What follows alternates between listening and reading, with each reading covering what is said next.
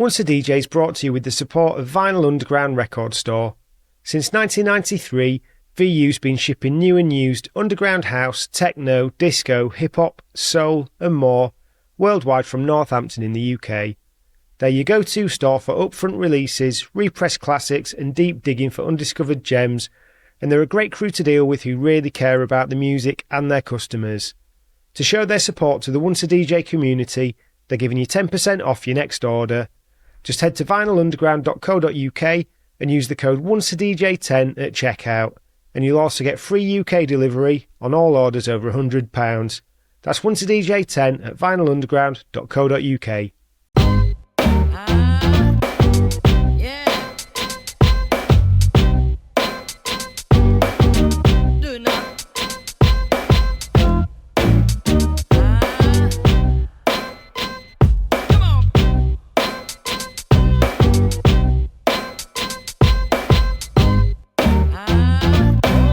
Nice. Before we get back to the show, I just wanted to tell you that outside of this podcast, I run a business called Remote Control. That's remote-ctrl.co.uk, and basically it's where I get to do what I love: audio and video production, design management, all of that sort of creative stuff. And the nice thing is, I don't do it alone. Over the years, especially through DJing, I've met some seriously talented people, from producers to designers to videographers and more, and we've built this little network where we can pretty much take on any creative project. So whether you need a podcast edited or a video produced or branding work or whatever, we've got you covered. It's honestly been one of the most rewarding things I've done, working with people I actually respect and enjoy collaborating with.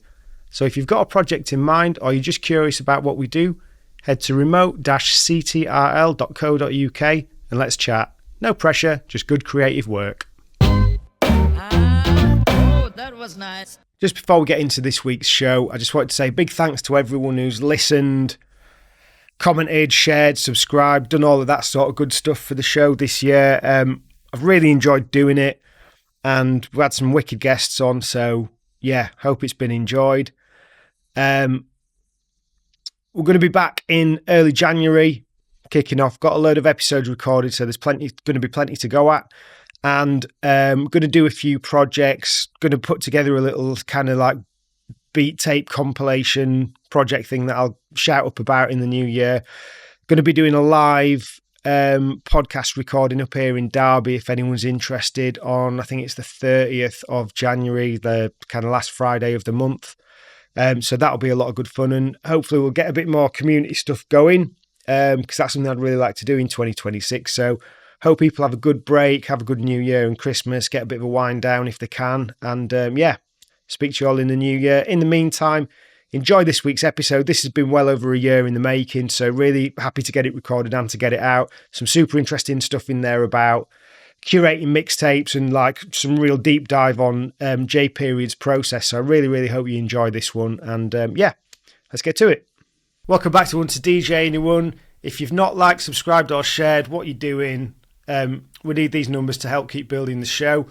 And with us today, I'm absolutely delighted to have an absolute mixtape legend, J.Period. How are you doing today, sir? Glad to be here. I'm feeling good. How you feeling? Yeah, I'm good. Thanks very much for coming on, and a big shout out to Dan Lish as well for linking us up. Yes. And just while we're on the subject with Dan, I'm going to be doing on, I think it's the 29th of January, an in-person podcast with Dan at Canopy Menswear. Okay. In Derby. So yeah, if anyone wants to get in touch and find out details, just give me a shout. You know, the more people the better. So yeah, how you doing today then? You good? Feeling good. Yes, sir. Glad to finally be here. We've been trying to coordinate this for a minute. Yeah, it's been a while. And you were saying this is the first interview in your new space? Yes, this is the first interview I've done in my new space, so welcome. Nice. Honoured to be here. So yeah, as we were discussing, really, where we start with the show is just really looking at what your earliest memories are around music and that sort of inspiration that to kind of set you on this path. Well, you know, it's funny. The mixtapes I do are a kind of combination of music and storytelling, and I always ask a very similar question when I'm starting my interviews, because I really do feel like what people heard in their house growing up is very, very impactful before they imagine themselves, you know, to be an artist. And in my case, my father was a musician. My father's also a teacher. So I feel like there was really always music just around in the house as a kid. And that might have been, folk music. It might have been, rock and roll. It might have been from my sister who's a little older. I got, Fishbone and Red Hot Chili Peppers and more punk and ska. And from my folks, I got folk and rock. And I just was born at the right time and discovered hip hop when I was just a kid. And I think that, that really took over everything for me from there. So what was the first hip hop that you got into? Well, I remember very vividly seeing the movie Beat Street and just being completely blown away. I grew up in Los Angeles, and, that couldn't, the burned out Bronx couldn't have looked farther from the place that I was from. But there was something about it that just was captivating and fascinating. And, when I, sort of graduated from college and had my choice of where to go, I was like, I want to go to New York. I want to be closer to hip hop. And that's really what started my DJ journey. So what year was that then? I went to New York in 99. And it was right out of school. I had been DJing kind of a little bit in college, but not necessarily on turntables. I hadn't really learned how to rock on turntables yet. And when I got to New York, I had a little party, I think, for celebrating my turntables. And someone heard me, asked me to DJ another party, and then, kind of it started from there. So did you say 99? Yep, 99. Right, because there would have been quite a... So were you sort of anywhere around the LA scene then, like the underground scene? Well, to be honest, I was too young. Growing up, I just was a fan. I definitely was, sort of a participant in the sense of I knew about the LA hip hop scene, and, I was buying mixtapes on Melrose. But what I was fascinated with was, New York hip hop. And at that time, it was Kane, it was Rakim, and that was what sort of captured my imagination. But I definitely got, Dream Team and some of the LA based crews. And I was around for the early days of K-Day, which is a really important LA, West Coast hip hop station. So, I was soaking it up, but I feel like at that era, it was still really New York flavored hip hop. That was kind of the epicenter. So, were there specific DJs at that time that you were kind of locked into? I remember getting mixtapes like Mr. C. There was a DJ named Silva Surfa who was operating on the West Coast. And then there was an underground radio show called The Fly ID Show that I used to listen to with a good friend of mine, Justin Crowley. And we would just spend, every night tuning into this AM station to hear all the underground hip hop. So those were kind of the main outlets that I got it from. So what was it like then, sort of landing in New York? Whereabouts did you base it? Did you go straight to Brooklyn? My first year I was, kind of in Manhattan on the Upper East Side in a little apartment. But then by the following year, I found my way to Brooklyn and pretty much, put my feet down and camped out and really felt at home in Brooklyn. The better part of my New York life has really been spent in Brooklyn. What were your first steps then in terms of DJing beyond those parties then? So it was kind of parties. Did it all just grow word of mouth, or did you have a bit of a plan?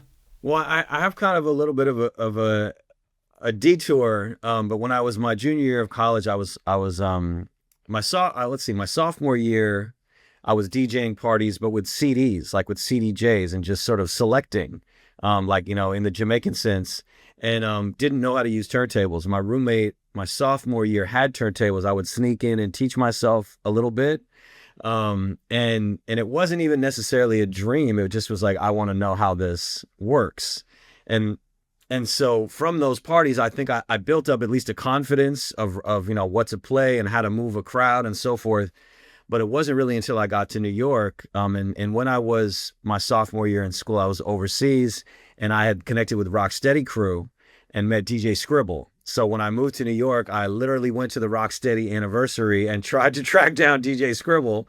And sure enough, he remembered me and was like, man, if you're really trying to get started, I'll take you to come, help you out. And he took me to Rock and Soul on 34th and talked to the owner, helped me get a deal on my first set of 1200s. And that was really sort of the seed for everything. So I took those turntables home, had a party to celebrate just getting them. And, a friend of mine heard me and, it was like, oh, it's my birthday next week. And sort of that's how the next part of it started to roll. But, shout out to DJ Scribble, who really sort of gave me, access, to my first set of 1200s. Yeah, it's probably saved you a lot of time in the journey there as well, right? Oh, knowing someone like Scribble at an early part of my career and seeing, this is when he was doing traffic jams. He's on MTV. He was DJing for the Fugees. He really was the man, and he kind of took me under his wing and sort of gave me a shot and didn't really have to. So I definitely credit him in a big way for my journey as a DJ. So, did you DJ for a while before you started doing the mixtapes, or was that quite early?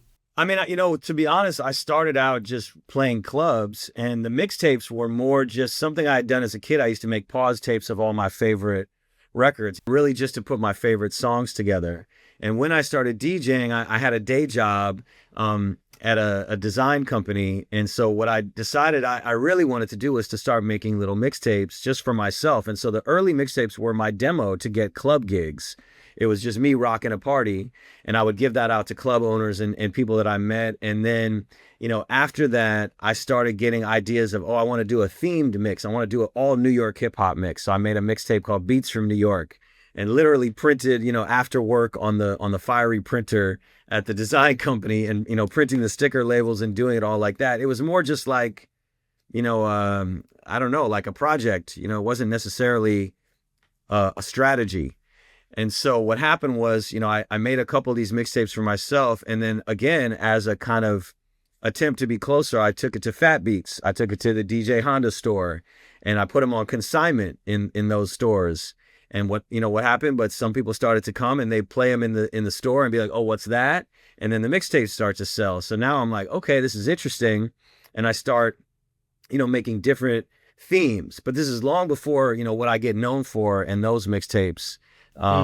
It's really just DJing and rocking parties and making different kinds of demos. Maybe it's a dancehall reggae mixtape. Maybe it's a hip hop old school mixtape. And that was really where it started. The seed for what became, kind of what I'm known for was that a friend of mine I had met, who was DJing for Afu Ra, who was, under Premier, had a record called Whirlwind Through Cities. So I had connected with a crew called Zion I, which is out of Oakland. And they actually took me for my first kind of tour to really DJ overseas. And when I was there, this was in Brazil, I met this DJ named G Brown, who was DJing for Afu. And G Brown saw what I was doing and the mixtapes I was making, was like, yo, like, let me show you how to really do this officially. And he's the one that took me around to Canal Street and Fulton Street in Brooklyn and 125th in Harlem to, see the vendors, see how like the actual industry of it was conducted. And that just excited me, in a way to try to figure out how to crack that system.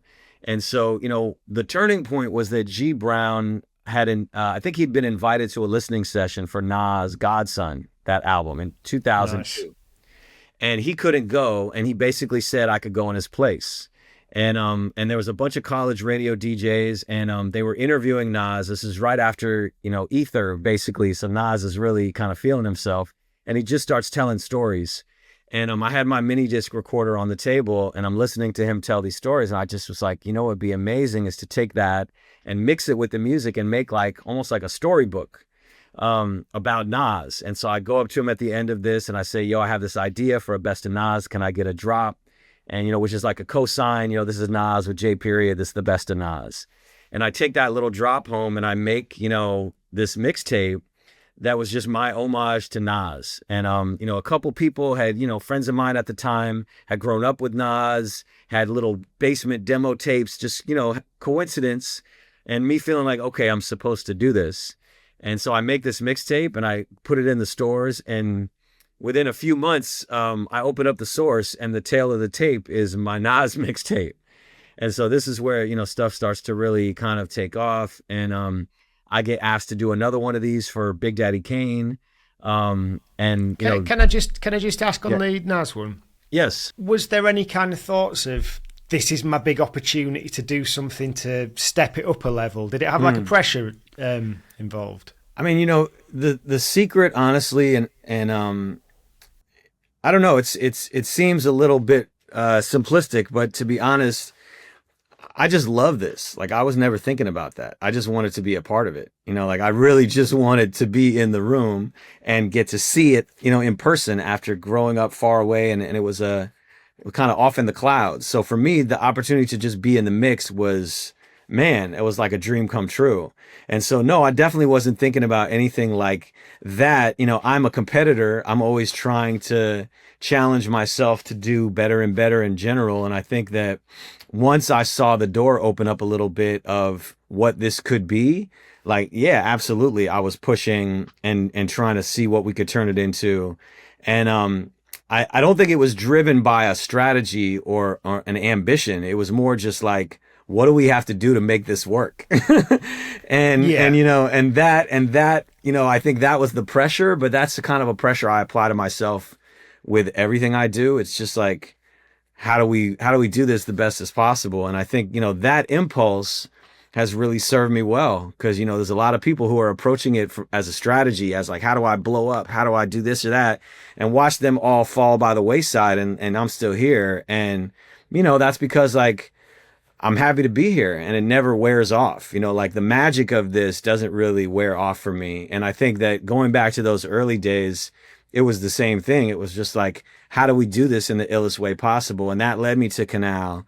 And then I'm looking at the mixtapes, like, everybody's got a girl in a bikini on their mixtape cover. How do we separate ourselves out? So I start doing art pieces for my mixtapes. This is ultimately what leads me to Dan Lish, is that I wanted them to stand out visually as well. I wanted it to tell a story. And so, the Nas leads to an opportunity to do this for Big Daddy Kane, but still nobody really knows who I am. And when I tried to interview Kane, he thought I was some scrub. Like I had to send my manager Tamir back to interview him again, because he was looking at me like, who are you? Had he asked you to do the tape? Well, the Lyricist Lounge was doing a tour, and I had been DJing some events for the Lyricist Lounge in New York. And so they commissioned me to do the mixtape, and Kane didn't really know. But what happened, which was dope, was that once it was done, out of courtesy, out of respect, Kane was my favorite. Like I sent them to Kane, and I get a call a week later, like, yo, Youngblood, need you to send me some more of those mixtapes. We, the folks at the shows are really feeling them. And I was like, man, like send some more mixtapes. And by the third box, Little Daddy Shane, who's Kane's little brother, is like my best friend, because, I'm lacing them with something that they haven't had in years, which is like a product to get people excited. I'm reminding people of how dope Kane is. And now this mixtape gets, into other magazines. And that was actually voted mixtape of the year by a magazine called Elemental in 2003. And All Hip Hop did a whole article about that mixtape. And so now I'm starting to feel like, okay, I'm onto something here. Yeah. So just a couple of questions on that. Yeah. Then. Given that your first one was Nas and the kind of Illmatic syndrome of how do I...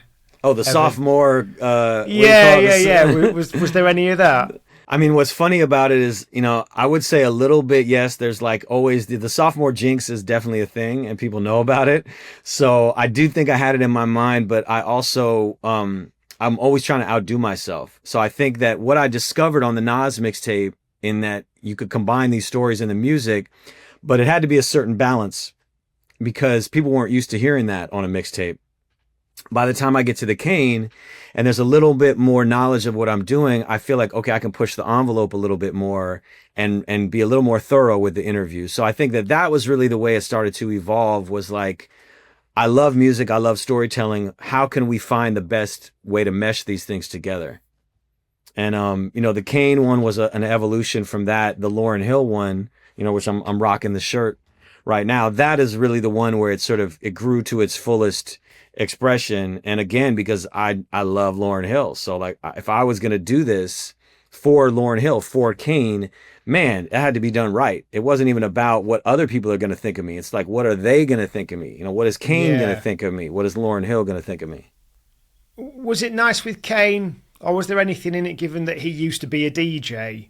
Because was he Biz's DJ at first before he rapped? Yeah, well, Kane is just, a hip hop encyclopedia in all the ways. Like he is hip hop. So, I think that it wasn't necessarily a pressure in terms of as a DJ, but again, this is a guy who is a legend. So like, how are you going to represent that in the proper way and show and prove? It's like, as a DJ, I'm just trying to hold this artist in the highest light. And so if I've done that, then I've accomplished my goal, basically.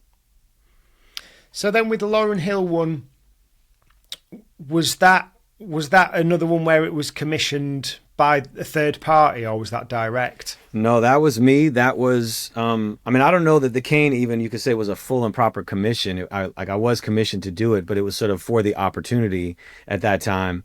The Lauryn Hill mix was me just really, really wanting to hear all of her music in one place. And, we got the score and, we got Miseducation. And then, she had a moment where she's kind of not in the public eye. And that's the moment where I was compelled to make this. So that also is this crazy aligning of the stars where I wanted to do this. I had no way to get to Lauryn Hill. And one night I'm out at a club and meet Rohan Marley, son of Bob Marley. And I give Rohan some of my mixtapes. And, myself and Tamir, who I used to work with, we end up hanging out with Rohan the whole night. We have this incredible time with him. And the following day, he's moving to Los Angeles. And I'm like, man, give me your address. I'll send you more mixtapes. And sure enough, a few weeks go by and I get a call and it's like, yo, J.Period, send me some more of those mixtapes. And I was like, send out mixtapes. And over time, I developed this relationship with Rohan where we became friends, still to this day. And, again, because I didn't really have an agenda, it was just like, wow, what is happening? This is insane. And so, in the course of that, once I felt like he saw that I wasn't there to take advantage, I was like, listen, I have this idea. Is there any way you can give me, Lauryn Hill's contact or email and I could just pitch this to her and, or put me in touch? And he said, well, he said, that's got nothing to do with me. In other words, like, I can't. But here's her email. And he gave me her email. And he said, you can send her a message and explain what you want to do. I was like, amazing. So I go home and I write my college best, email to Lauryn Hill and I send it off. And within 5 minutes, I get a response back that's like, thank you very much, but no. And I was like, okay, number one, Lauryn Hill just wrote me back. Like, what the fuck? Number two, damn, like that was quick. And then number three was just like, like trying to figure this out. Like what's behind that? Like she felt so strongly about that. She responded right away. Like, that's interesting. And so I went to sleep and I woke up the next day and I was like, you know what? I would love to have Lauryn Hill's cosign, but I don't need Lauryn Hill's cosign. I'm going to do it anyway. And I wrote her back politely and I said, with all due respect, I'm compelled to make this. I'm going to make it anyway. And it was just like, insane thing to say to your hero. But that was how I felt. And I kind of sat with it until I decided, like, no, like I will regret not doing this if I don't do this. She doesn't know me. Let me show her who I am.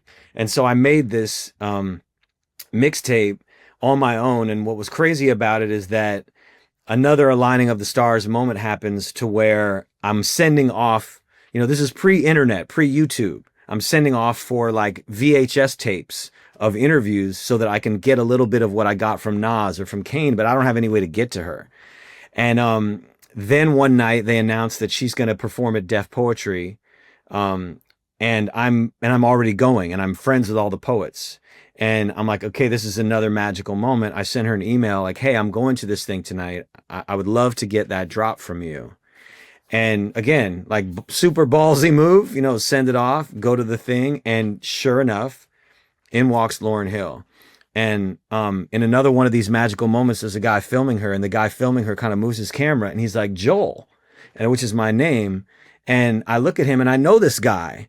And it just was one of these things where she sees me know him and it's like, okay, like you must be legit. And so, I kind of say to her, respectfully, who I am and what I'm there for. And she says, you know what, not before the show, but if you hang out, after the show, I'll see what I can do. So, I back off, leave her alone. She goes and does her thing, comes back through, and sure enough, comes to me and gives me the nod and gives me the drop of all time. I mean, this is Lauryn Hill with J.Period. This is the best of Lauryn Hill, is what I got from Lauryn Hill. And I walked around the corner to make sure nobody's there. And I was like Rocky at the top of the stairs. Like I was jumping up and down. You know, this was inconceivable that something like this would happen. It was impossible, but it had just happened. And so that night when I go to get home from this event, another crazy thing happens, which is that one of these VHS tapes that I'd ordered that never arrived, it was actually a Japanese import bootleg CD, and on the second CD was this whole CD of interviews with Lauryn Hill, and that is the seed of the Lauryn Hill mixtape. Is that I had the drop, I had these interviews, and I was like, I need to make something that shows her who I am. And man, oh man, you know, when I made it and I sent it to her, I got no response. And there's something called Mix Show Power Summit, which is like a DJ convention that used to happen every year. And as it happened, the year after I went to that DJ convention, and the IT tech in charge was Mulaney Hill, Lauryn Hill's brother. And when I introduced myself, he got up from behind the table and came around and just gave me a hug. And I was like, oh, wow, what's going on? And he's like, and he took me by the shoulders and he's like, listen, man. He's like, I have to tell you, my sister has had your CD in her CD player in the kitchen for 3 months and she won't take it out. And I just was like, you know, that thing where you like walk out of the room and come back in the room just because like you can't believe what has happened. And that was sort of how I was told that she had heard the mixtape.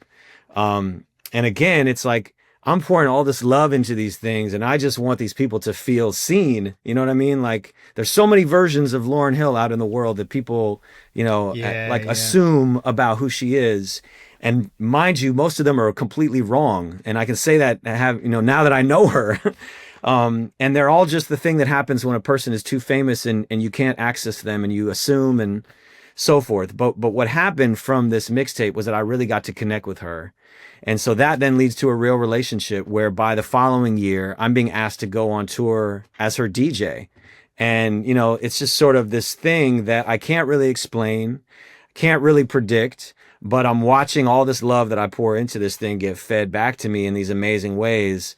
And, you know, and this is also the Lauryn Hill mixtape just takes off. Like it just goes crazy for me. And, you know, for the next several years, people are like holding it up to me and like, can you make this for Mary J. Blige? Can you make this for the Roots? Can you? And this is sort of now how all these relationships really start to become solidified, including Q-Tip, who, you know, I run into walking outside a Sirius satellite radio, and he's like, man, I go to give him the Lauryn Hill mixtape, and he's like, yo, can you do that for me? And I was like, man, like you're literally my favorite. Tribe Called Quest is my favorite. And so I say yes. And again, you know, it's like, okay, you know, if I'm asking you, you know, you have an opportunity, Adam, to make a Tribe Called Quest mixtape for a Tribe Called Quest. Yeah. What are you going to do? And so, you know, and that's what was in my mind. And so I decided that I couldn't just make a mixtape. I needed to make the definitive mixtape, like the mixtape that will settle all debates forever.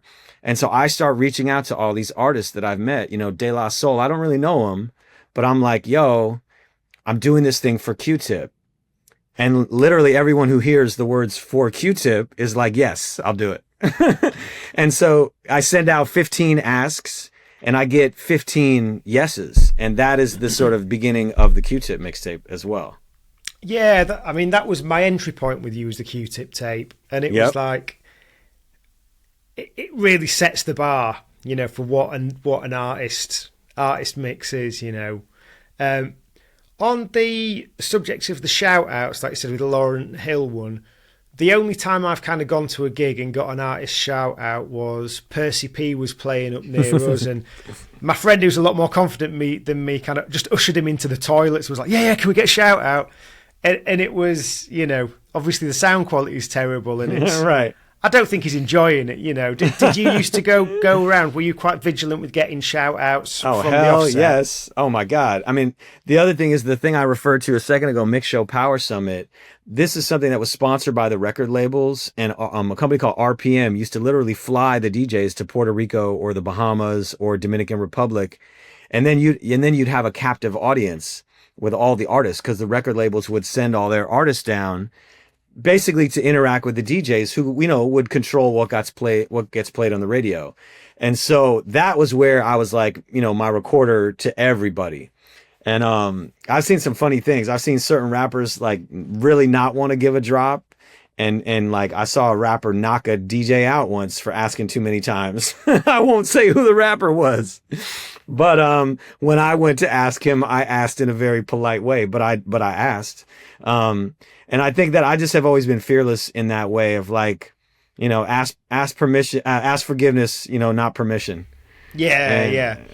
It's like, I guess there must be so many times where they get asked for the drop and then thinking, what is this going to end up on?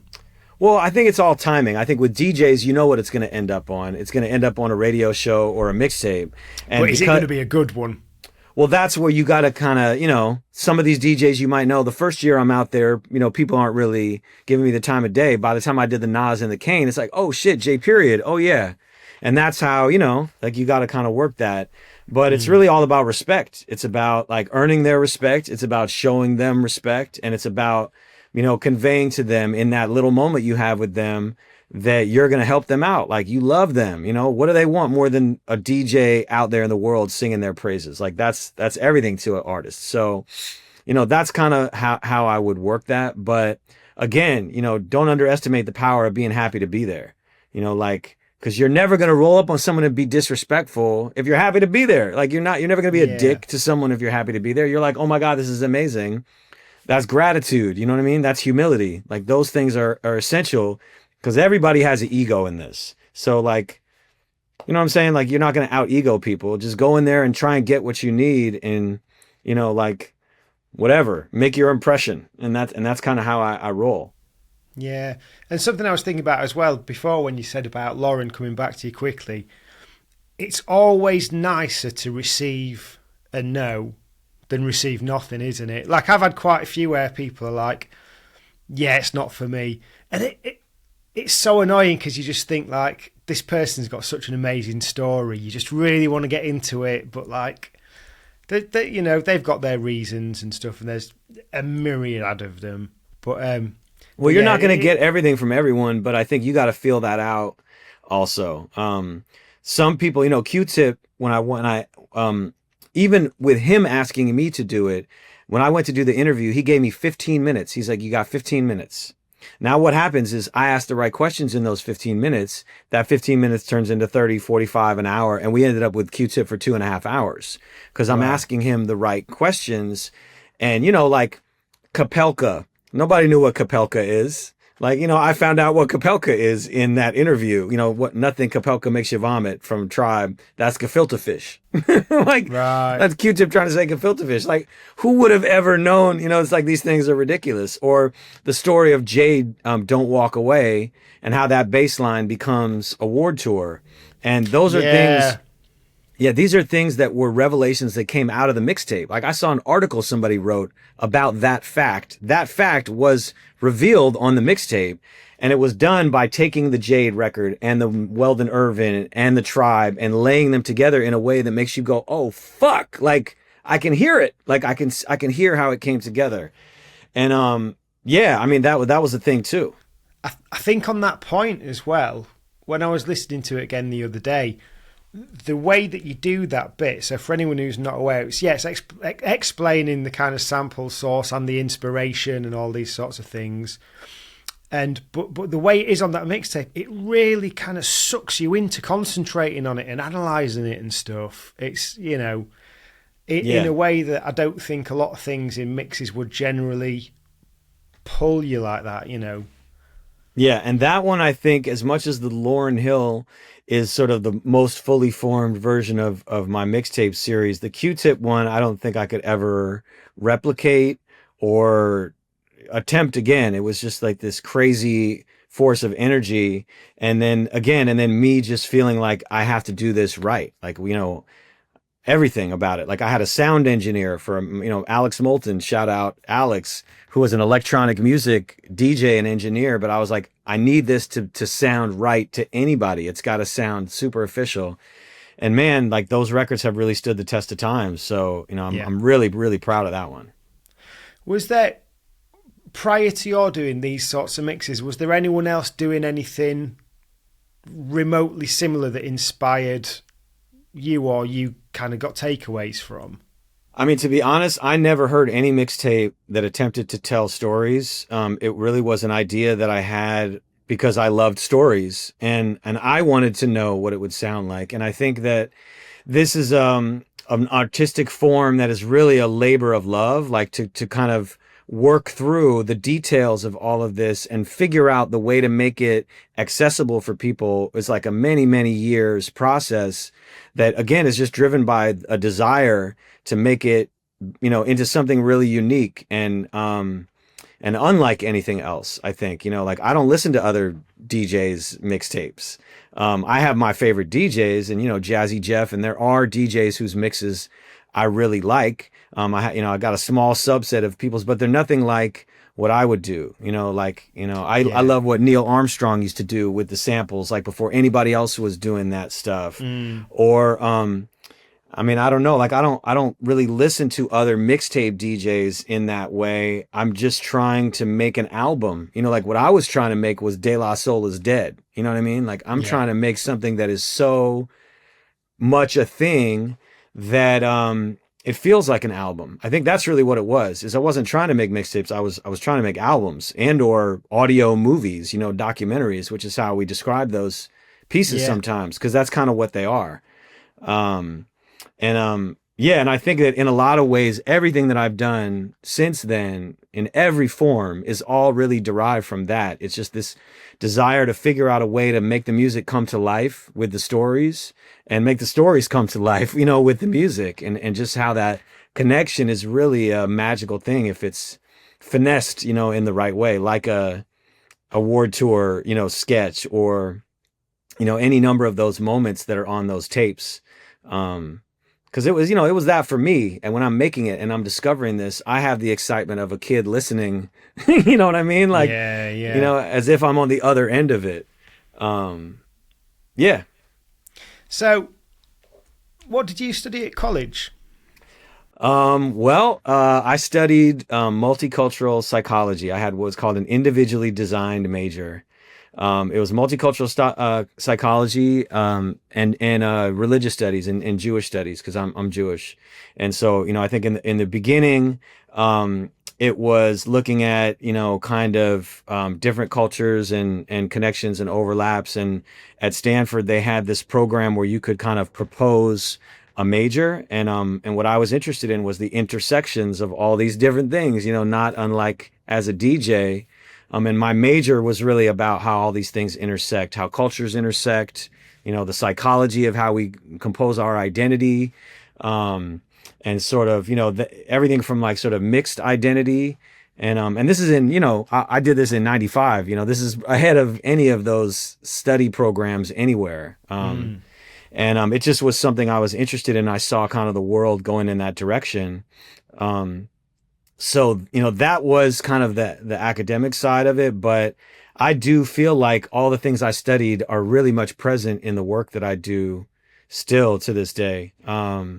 So if I wasn't doing this, I was on track to be a teacher. That's what both my parents were and probably what I would have done. I think I do that a little bit, as a DJ. But that's kind of what I studied in college. Because I suppose you've kind of got, with this narrative, it's like, what's the melting pot that made these things happen as a sort of fundamental concept, which maybe goes over both. Well, it's funny you should use that term, because right now we have a project called The Art of the Crossfade that I'm doing with actually a professor at USC. And the whole idea of this is that the original notion of a melting pot is that everything becomes like a homogenized whole, but that the crossfade is essentially you have these two distinct entities, and the crossfader is about finding the points of connection between those two entities without erasing either one of them. So they don't have to sort of lessen themselves in order to find balance. And that to me is kind of a master metaphor for all of this stuff. And that's something that we're looking to develop really into a much bigger program, to kind of expose some of that about what DJing really does. especially in this version of the world. Like there's so much music. You need a DJ to find your way through it. There's so much information. You need a curator to help you navigate. And I think that's what a DJ does, is just like sort of take this mass amount of information and go, ooh, that part, that part, that part, that part, that part, and then put it all together until you're like, well, shit, the combination of, that's what the breakbeats are. It's like, I'm going to take the best part of all these records and we're just going to run that back and, until everybody in the whole place is lit up and dancing. And that's really what it is for me. It's like, the spirit of hip hop is baked into it. And the crossfade is a thing is musical, but it's also cultural. Like it's also, you are in the UK. I don't know your background or your origin story. You don't know mine necessarily, but here we are by way of hip hop, able to connect and have a conversation. And that to me is like a really powerful thing. How was Stanford for hip hop then? Because that's like a pretty prestigious school, right? Yes, Stanford. The funny part about that was that, when I started DJing was in my freshman dorm. I just, was playing like a Halloween party and somebody hears me, and then they asked me to do an off-campus party. And that party, as it happens, was sort of this guy who was connected to the heads of all the black fraternity and sororities at Stanford. And so I got my first gig with the Delta Black Family Gathering barbecue that I DJ'd. And then I got hired to do another one and another one. And so my earliest DJ career was really sort of in the black community at Stanford. Like Ujima was that was like the black theme house. There were parties there. I DJ'd, those parties over the time I was at Stanford. And the best way I could describe the energy of those is like an Atlanta house party. It was like I don't know if in the UK you guys know about step shows, and I personally don't. Well, I mean, there's a whole ritual to parties like black fraternity and sorority parties where there's like lines snaking through the party and dancing together and routines and all this stuff. And you just really have to be on point because there's a lot riding on it. And so that was where I kind of cut my teeth as a DJ, being able to rock those parties. I still to this day feel like the parties at Stanford that I would play set me up to go anywhere in the world and rock. So that was kind of the vibe there musically. But also, Tajay Massey from Souls of Mischief was my classmate. And this is in 94, so like it was right after 93 Till Infinity. And there was, KZSU, Kevy Kev, who became a big DJ in the Bay Area. He was on Stanford radio. And so there was a hip hop thing happening there. I was sort of on the fringes of it, but it was there. Yeah. And and also at that time I was in the Bay Area, getting to go to see Cut Chemist and Qbert and, Future Primitive Sound sessions in San Francisco. So like I got the best part of that world as well when I was in the Bay. Yeah, that's a good education. Yeah, for sure. Chemist and all those guys.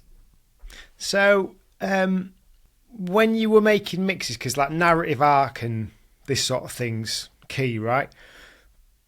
Would you get many times when you're making a mix? I suppose it's like if you're writing a book where you just kind of get stuck on going from one place to another. Would you get these kind of, like I used to sometimes find I quite quickly became quite lazy when making mixes.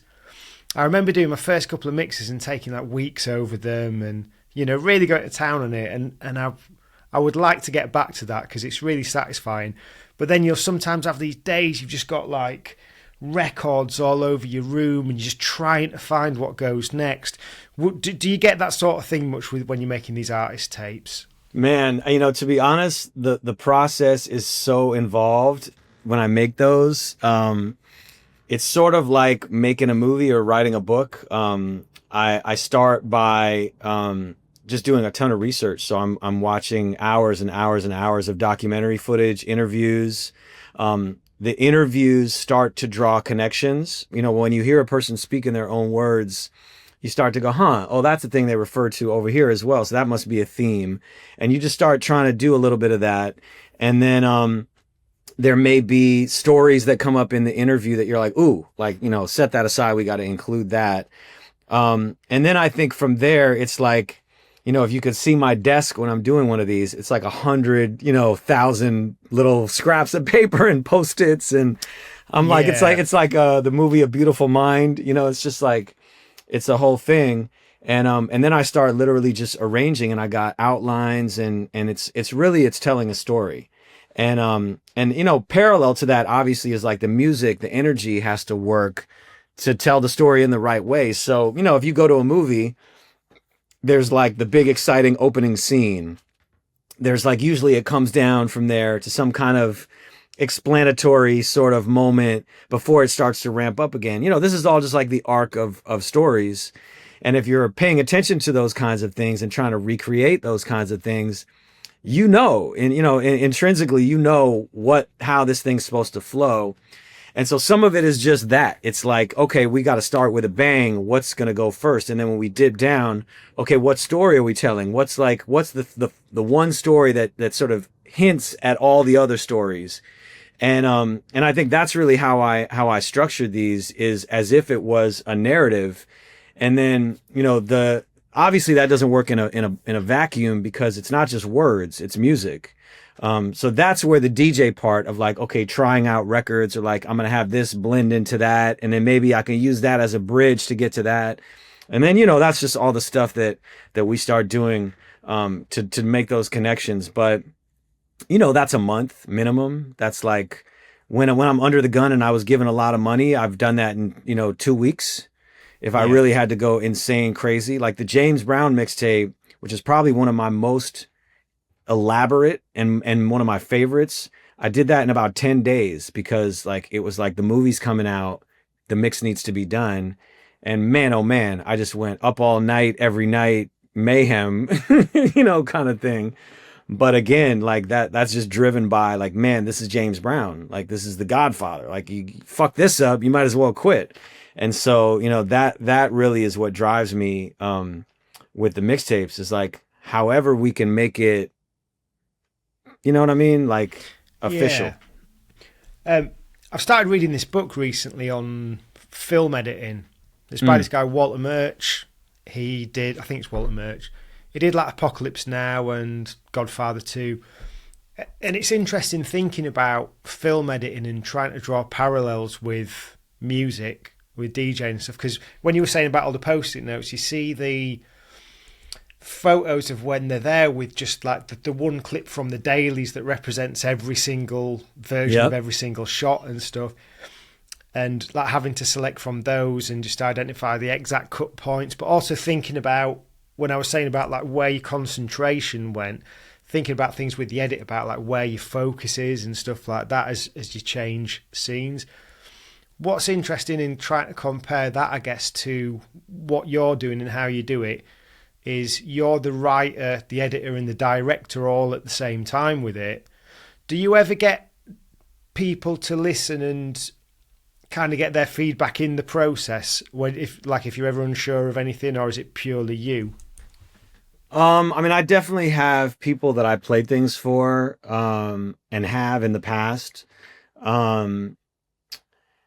I mean, that's a tough one. That's a really good question, actually, and a tough one to answer, because a lot of this is in my head. It really is. And I don't know, like, there's a challenge in that to me, and like piecing it all together, you know, like the thing you describe with all the dailies, like I see it in my head. Like that's really how it works. Like, and I just start, you know, I go to bed thinking about it. I wake up thinking about it. It's a whole thing. You know, my test really, and I think, you know, I say this sometimes, like, you know, related to the part about just like loving it, is that I'm a fan, you know, I'm a fan first. So my test is when I've listened to it and there's nothing else left that I would fix, then it's done.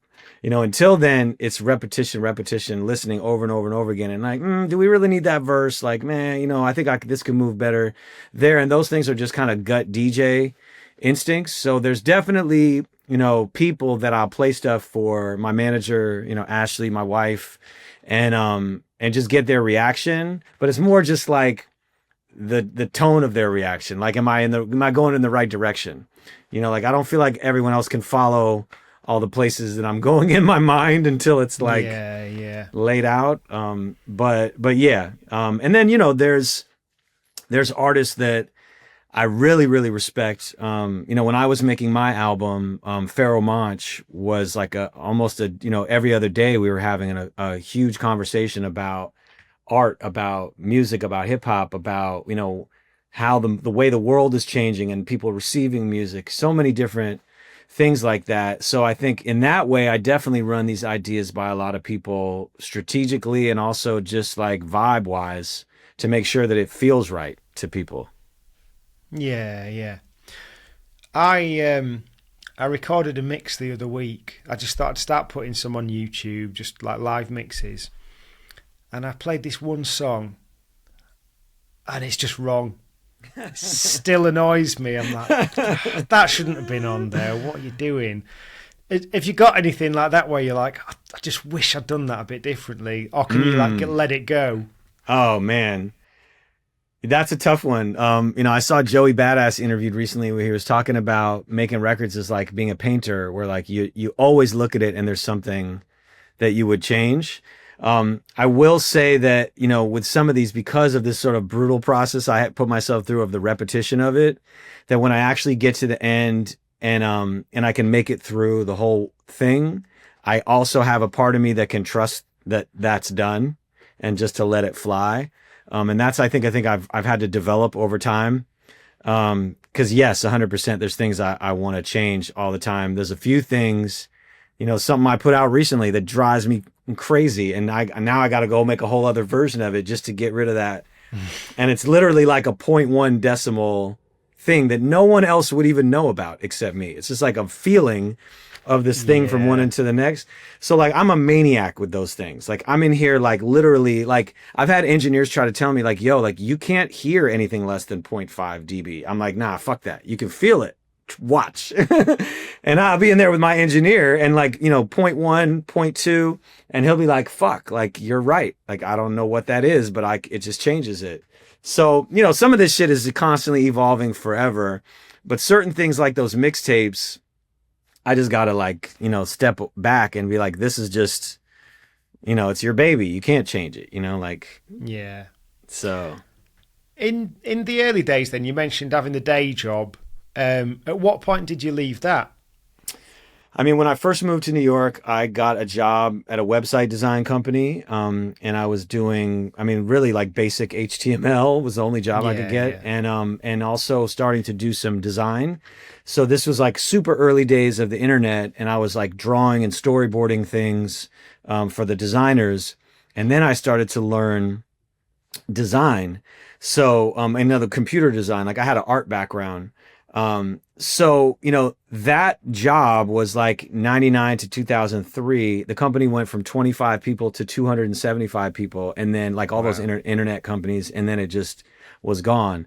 So I was already DJing on the weekends. I was already kind of doing that, but, literally like, it was like maybe the last round of layoffs. 'Cause I really managed to survive all the layoffs because I was doing music at the company and no one else was doing that yet. I had started to learn, like Sonic Foundry, Vegas, and SoundForge, and I was doing like little edits of audio when literally, it's just, again, like when sound came on the internet, because there was a time, before that in the first couple years.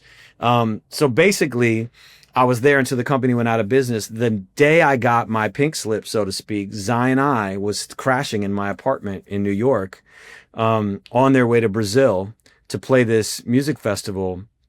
And I was like, yo, man, like, is there any way I could come and DJ? And they were like, they called up the promoter. The promoter was like, yeah, if he can make his way down here, I'll get him a gig. I'll put him up in the hotel. So I like frequent flyer miled my way to Florida. I got like a $600 ticket, to Brazil. And that really was the beginning because, this music festival was in the middle of a rainforest. I'm performing with Zion I. The stage is on the lake. The crowd is on the sand. There's like a wooden bridge, going to the shore for the artists and so forth. And I just was like, I could do this. This is incredible. And that was like the seed of just like, what would it be like to try this? And it was right when I lost my job. So I felt like I had 6 months unemployment checks to cover my rent. And that's when I really was like, all right, I'm going to see if I can do this. And first couple years was just DJing 2 nights a week, $600, 300 a night, 600 per week, able to pay my rent kind of thing. And that's where, we get into like the Nas and the other things that start to happen. But that was the last day job I had. That was 2003. And I've been doing this ever since, by hook or by crook, like just figuring out a way. But yeah. Have you always maintained quite a similar ratio of live DJing to mixtape production? Yeah, I think so. I mean, I think, my birth is as a live DJ. I think the people came to know me for the mixtapes, and so they thought that's what I did. Come to find out the mixtapes are dope because I'm good as a live DJ. So like understanding the flow and the pace of how things should move is very, very important. Dave, rest in peace, from De La Soul, once paid me the ultimate compliment, which is, he said, the mixtapes move in perfect time. He said, like a De La album. And I have this recorded, which was just like the highest compliment that you could pay me, pretty much. So, yeah. Is there anyone that you've not done one for yet that you'd really love to, like a sort of bucket list one? I mean, I've had a conversation with Common for many years about a mixtape. We even went so far as to do the interview. And I don't remember what happened, but every time I see him, I'm like, what's up?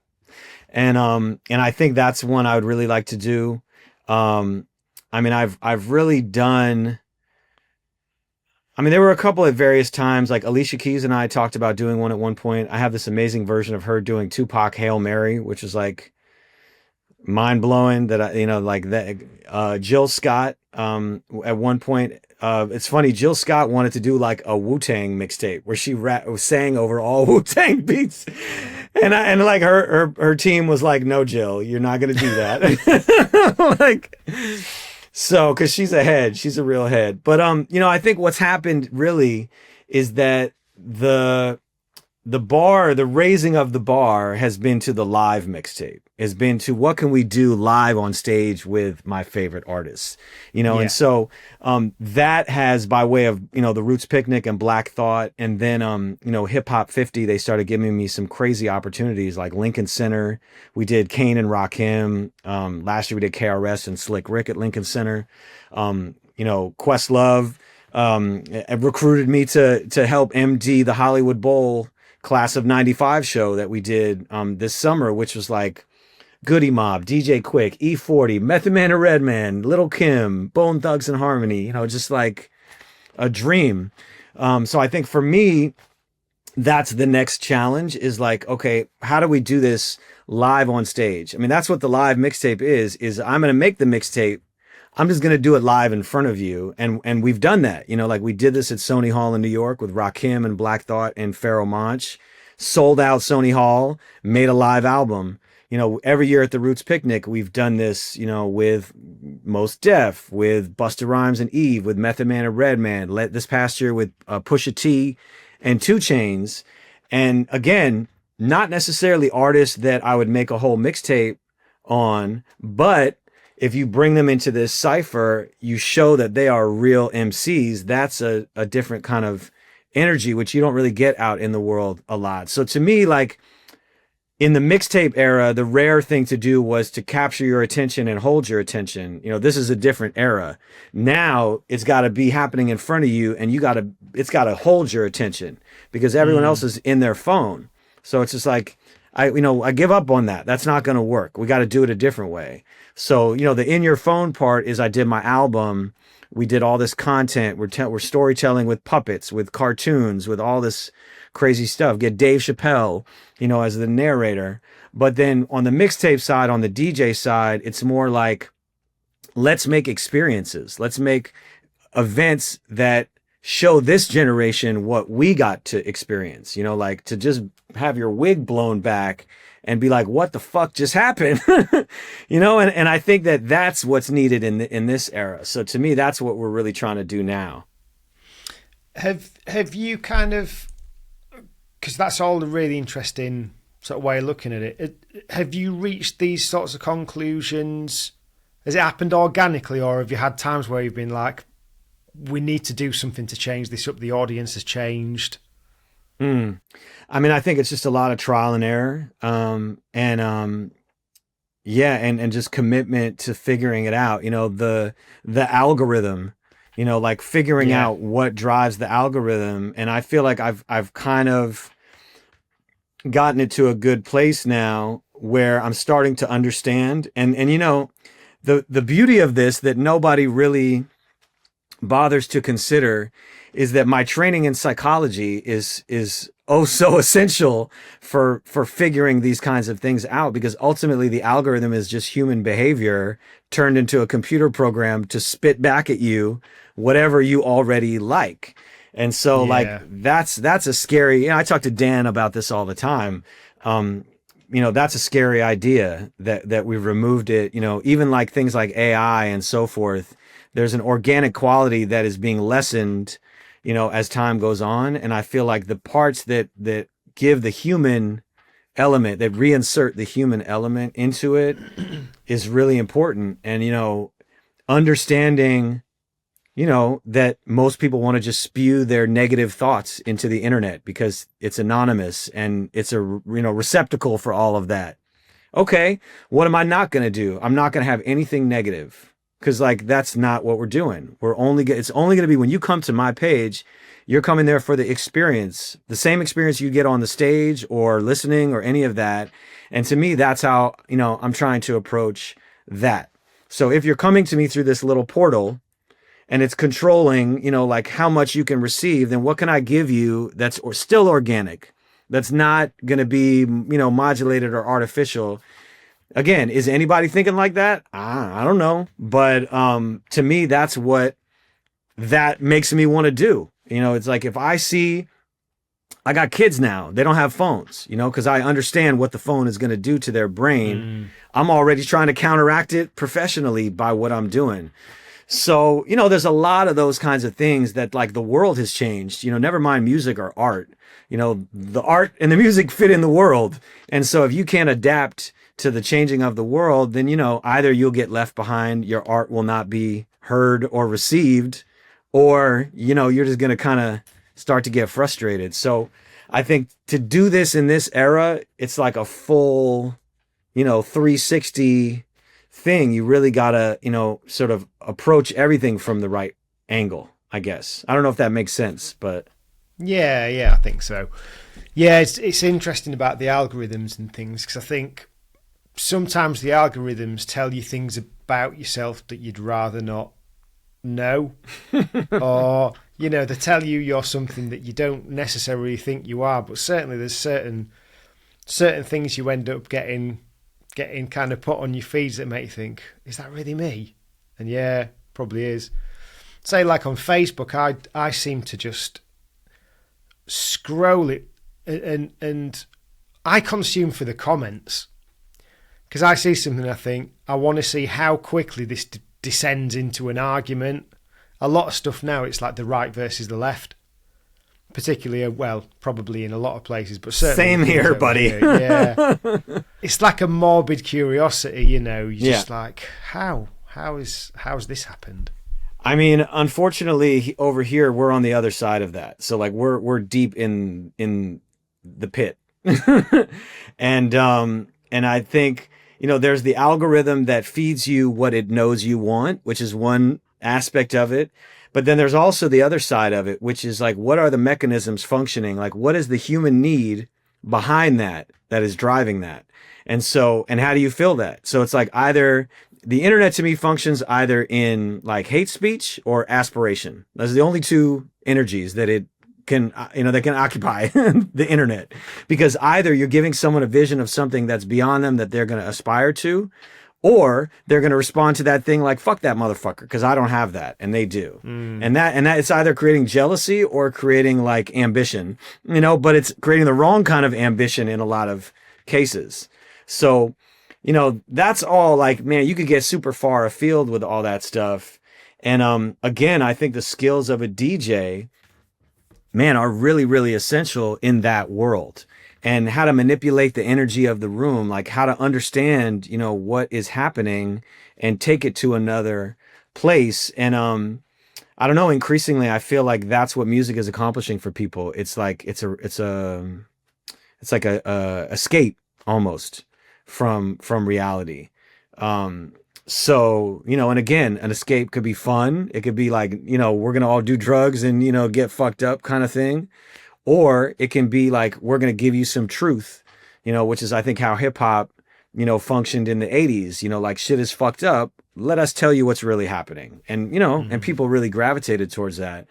So, you know, it's interesting. You do have the Kendricks, you know, you do have people that are still using hip hop in the way that it's supposed to be used, you know, to fight all of that, you know, shit that you see happening out in the world.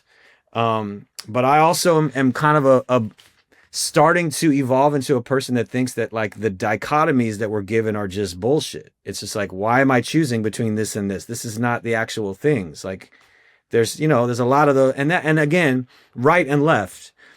Dave Chappelle right now is doing an amazing experiment. He opened a comedy club in Yellow Springs, Ohio. And this is a very red right area. Okay. But where he is a very left kind of progressive area. So he said to me straight up that he opened this comedy club in this area as a cultural experiment to try to basically bring people culture 300 at a time. So what does he mean by that? What he means is that if he puts something that people love there, of people of a certain kind that understand what you and I understand, that's going to be like a magnet, and it's going to draw in all the people from the surrounding areas until you're suddenly in a room with people and you're like, oh my God, there's more of us than we thought. And that really is a thing. Like, I think that creating these spaces where people start to feel connected to each other, that is countering the energy of you got to be this or you got to be that. You got to support this or you got to support that. And so that's kind of what I'm about, is like, we're looking for the points of connection. Like, super easy to find the points of disconnection. You know what I mean? Like, super easy to find the divisions. They're trying to stoke them on you every day. But like much harder to find the connections, much harder to find the commonalities. And I think one of the things that's true about the world, and I talk about this in my career and as a DJ, is the metaphor is that the plane flies where you're looking. So if you're looking up, if you're aspiring, the plane will go up. If you're looking down at all the fuck shit below you, you're going to start to slowly descend until you're down there and either you're crashing or you're surrounded by that. And I think it's the same in the world right now, where it's like, if you're constantly fixated on the negative, if your algorithm is feeding you more and more and more of that, yo, get away from that. Like, go the opposite direction and go towards connection and towards people and experience. And that's how we get out of this. Because like, most of the shit they're trying to push on you, when you sit down alone in a room, you know it's not true. You know, like in your heart, you know what's right. You just have to, other people have to have that experience. And music to me is like, there's no better medium to do that. You know, like, it's invisible. It's gonna make your body, you know, unlock in a way that you can't even control. So, you know, I think that's a lot of what I'm thinking about these days. Like, you know, whether it's the algorithm or how to deliver the right kind of art to people in this moment where it's like, man, it's just people are really starting to give up, and no wonder, you know what I mean? So, So I, you know, and I think at the root of that, in terms of hip hop is an incredible medium for that, you know, to reimagine things, to take an idea and flip it and show it to you a different way. So that's, you know, that's kind of what I'm about, I think, in this moment. Amazing.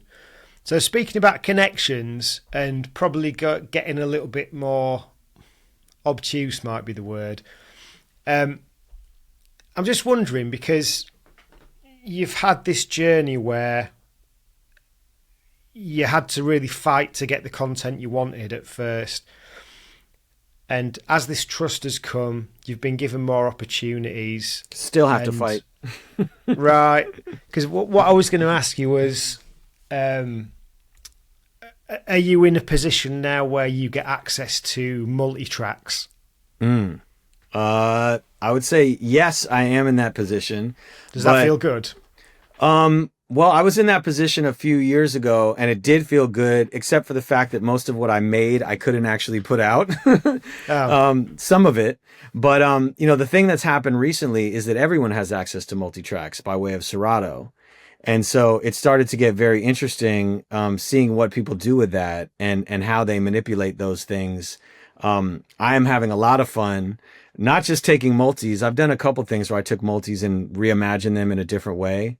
I did a version of Michael Jackson "Wanna Be Where You Are," which is basically like the strings that are buried in the background, kind of brought all the way nice. out.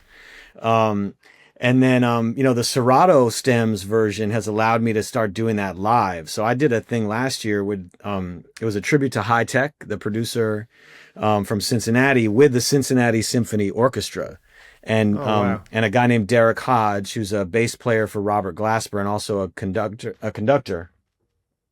And then Daru Jones, the drummer. But what mechanically was dope about that is that I'm able to mute out the music parts, so I can have, let's say, the Dilla chops and the drums running, and then all that frequency space in the middle is the orchestra filling that up, and it's really incredible. So that has been what's been exciting to me about stems lately is just making these Frankenstein hybrid things that weren't possible before. But it's Yeah, always yeah. fun to go into those original recording sessions and just see what's there and to try to understand how these magical things were made out of those parts. Some of those Michael Jackson records, you could have all the parts and you still don't understand how they made it into what it was. It's like, Yeah. that's the Quincy Jones of it.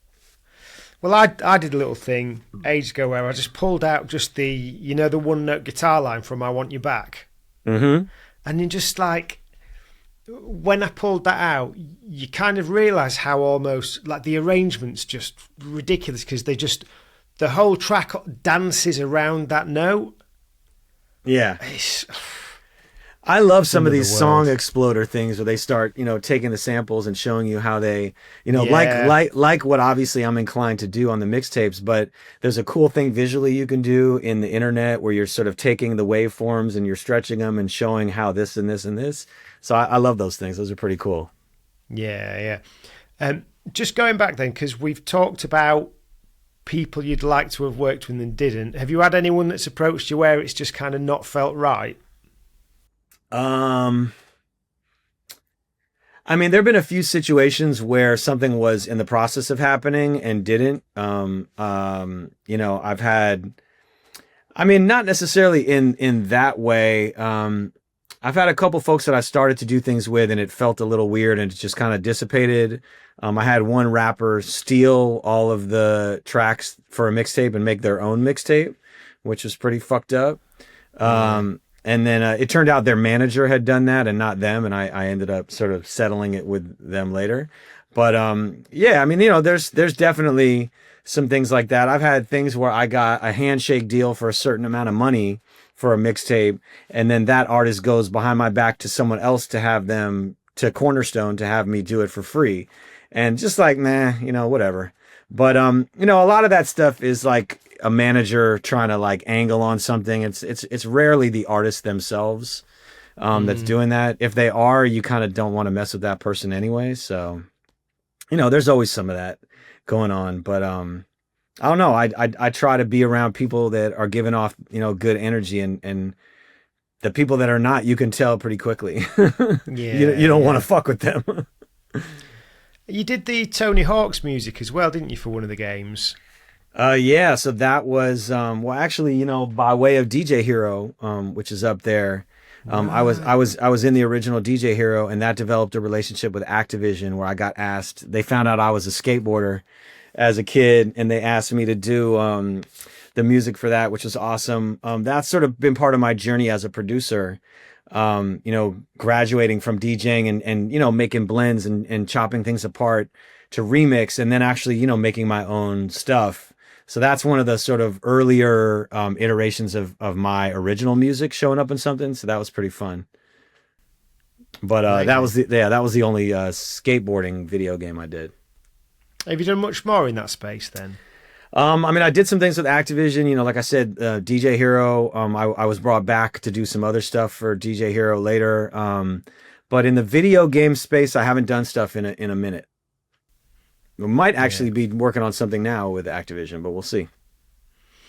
And also, you've won a lot of awards. Something I noticed on my research. Are there any particular ones that are more special than the others? Man, I mean, honestly, like the work on Hamilton, which is just, stratospheric, massive enterprise, got me my first Billboard, my only Billboard #1 album. So that's obviously a really, really big deal. And it got me a gold record. That's a really big deal. But I'm not necessarily in it for the awards. The awards, I think, are acknowledgement, that I've done something, worth remembering. And I think that's more important to me, than that. But yeah, I'm looking at it right there is the Billboard one. And I definitely keep that up as, something to aspire to. Yeah. So just going back then, I know we've kind of visited this quite a lot, but in terms of like accessing things, you've talked about the stems and things like that. Has it been fun doing mixtapes in later times when there's just so much rippable dialogue and interview stuff online? It's funny. That's a question no one has really asked me in this era, and it's so true. I mean, I have pretty much a blank canvas now. Like I have unlimited power. And I say that in terms of being able to go and get any piece of audio, any clip, anything, with some exceptions. There's some things that might not filter in the right way. But I did a project recently with a sneaker designer where I basically was pulling little inspirational sound bites from things and realizing like, oh wow, like I can take anything from anywhere. I can do anything with anything. Yeah. And that really is fun. So samples that I might have always wanted to, mess with that I couldn't before, I can take and start playing with. But I think the creativity that stuff inspires is pretty awesome. It's been like, I don't know, a thing that gets me excited again. Some people feel that way about AI and kind of what's possible, in that kind of Pandora's box, but for me, like the stems has really been my exploratory kind of fun thing that I've been working with. Yeah. I started doing an artist mix, I suppose you'd call, like a concepty artist mix 10, 15 years ago, Ghostface one. Ah, nice. Yeah, I wish I still had it, but this is back probably pre-Ableton. This is probably Cubase era. But I think I've run out of steam quite quickly, but it was so nice because he'd done this he'd done this album where it was just like his kind of lessons on life or something like that. And there was so much fun stuff to just pull out of these things. It is nice when you can just go, oh yeah, Soulseek, let's get that, please. Yeah, the ease of it is something that some people can exploit, to a negative. Obviously, there's a million people thinking they can do whatever because of stems and because of the sync button, you know what I mean? Mm-hmm. But, I mean, I don't know, real heads know, whatever value that has anymore. But also like, again, these are things that are felt, so it's like, if you can freak it in a way that people feel it, awesome. Great. That's the goal. What's coming up next? Man, let's see. Story to Tell, which is my album. We put out chapter 1 in 2021 and chapter 2 in 2023. So chapter 3 is going to be coming out hopefully top of next year. And definitely some exciting stuff on there. I mean, mixtape wise, the live mixtape, we're starting to plan for next summer and kind of what we can do both at the Roots Picnic and at Lincoln Center. So that's fun. I'm also having a conversation, I think tomorrow, with folks from the Louisville Symphony Orchestra about another kind of iteration of blending those worlds. So I think for me at this stage, I'm really trying to just sort of continue to push the boundaries in different directions around storytelling. So that might be film, that might be taking one of these Story to Tell chapter 4, which is, still in development, is like a multi-song story, like a whole piece. So that's exciting as well. But I don't know, there's been a lot of exciting stuff happening, even just this past year. Questlove, has recruited me to help out with, the CBS Grammys celebration for Hip Hop 50, and then the Hollywood Bowl Class of 95 this past summer. Those things are things where, like, obviously, I would love to continue doing that. So we'll see. But, beyond that, I think it's really developing more original work. Like I'm out on the West Coast now for a stretch, so I'm going to be doing a lot more making music with the musicians that I work with out here. And I don't know, just trying to see what kind of mayhem we can create. The Art of the Crossfade as well, which I told you about, we're trying to develop into a tour. So if we can get funding for that, I'd really like to take that concept around the whole country and see what we can do with that. But I think the other thing that's really, really exciting from my standpoint is that a lot of these mixtapes are starting to become available on Apple Music. So I am part of a pilot program called Platoon, where I have been able to put my mixes up this whole year. We've had one every month going up. But then beyond that, I have a roster of DJs that I love that I'm about to start helping them to platform. So we're really going to be building kind of a little army of DJs for the live mixtape. I mean, these are all guys who are spectacular in their own right and do big things. And so that's really exciting because I think that, that's the next phase in terms of what we're building is trying to continue to grow the live mixtape into a full experience with other DJs, with artists, performances, etc. So yeah, so that's kind of what we have going right now. Amazing. Yeah, there's a couple of mixes I've produced for someone on Apple now. Oh, nice. So I was kind of like his ghost producer on them, but yeah, I'll have to send you one over and see what you think. It's obviously like nothing like your sort of level or anything, but I mean, what we're doing is everything from live mixes I've recorded at parties and just putting those up to like some of the more elaborate, artist mixtapes, to even during the pandemic, I was doing versions of those artist mixtapes as live streams. And so some of those have been going up there amazing. As well. Yeah. I do think with this Apple program, it's a really good kind of statement of intent to totally kind of confirm the value of the DJ. 100%. It's the first thing, actually, in my experience. There've been probably 10 of these attempts between the technology and the platform, from, internet to streaming radio to podcast to whatever, that have tried to resolve it. And the only thing they've ever been able to do is pay the copyright holders. No one has ever figured out how to pay the DJs until Apple Music. And so that's why I agreed to become part of that program.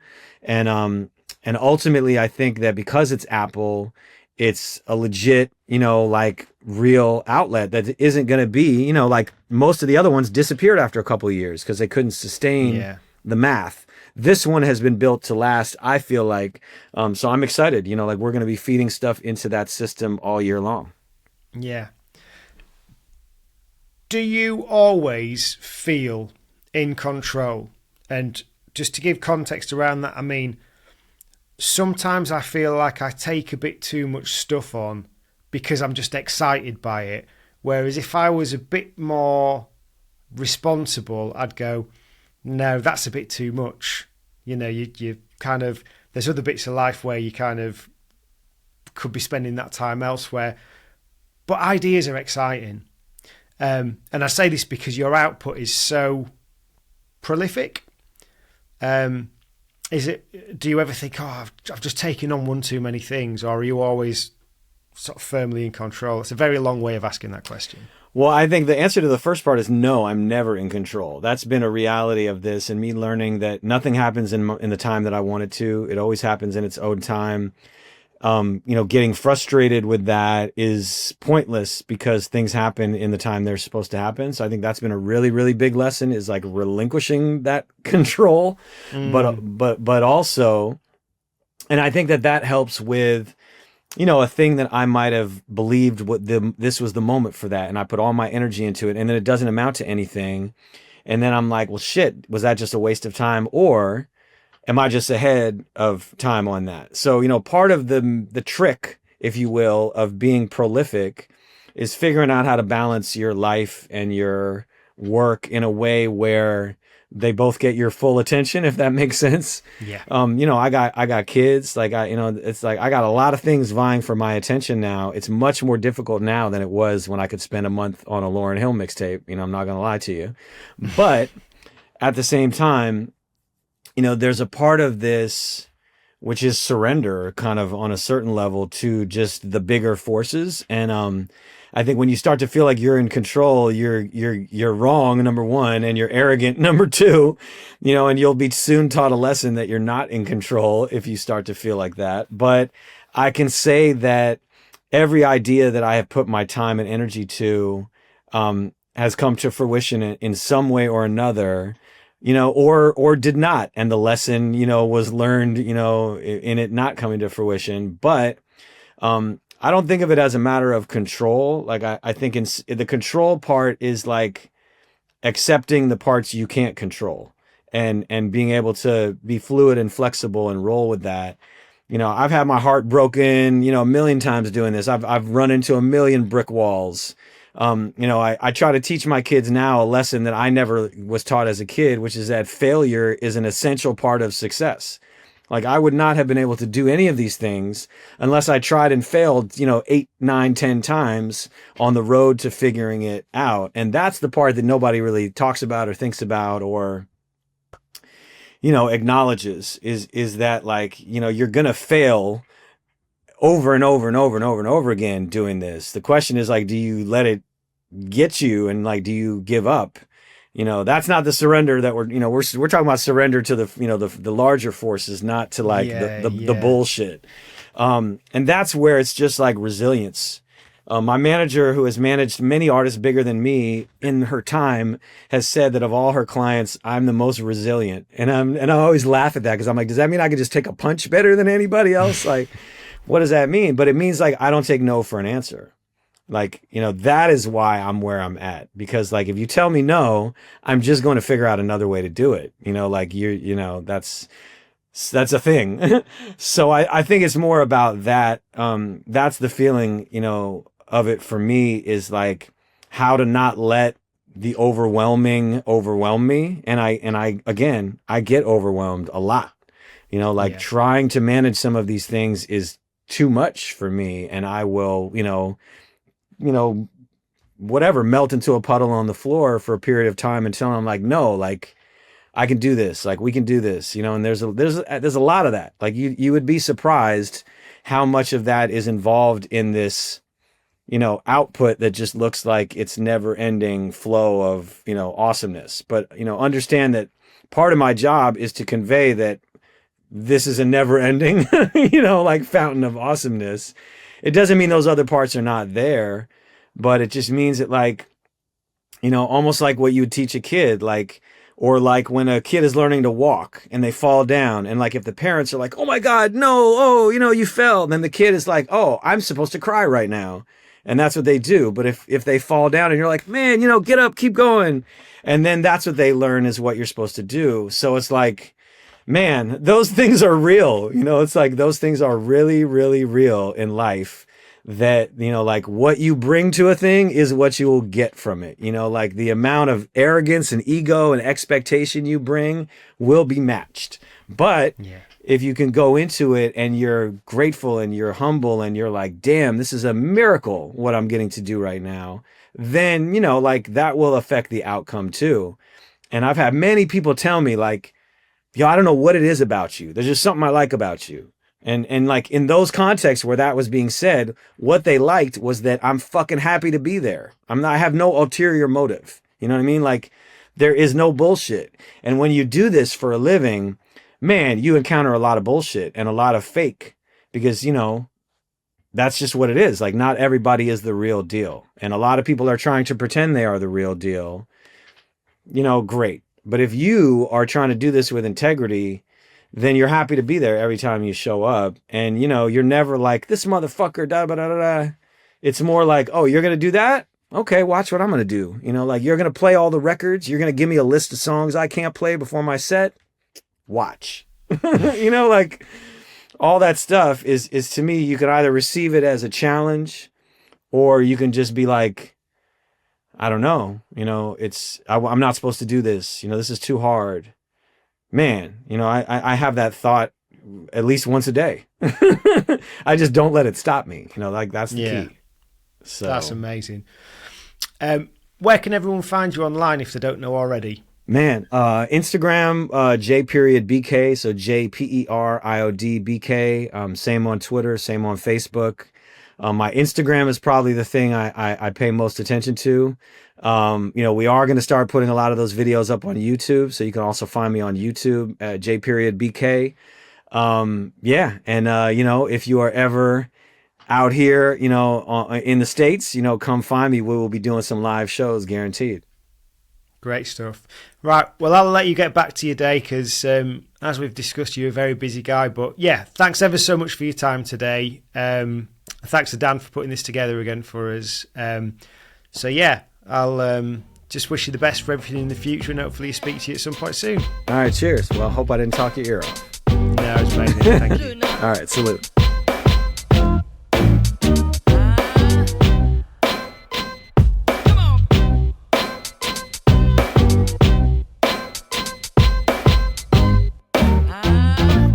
That was nice.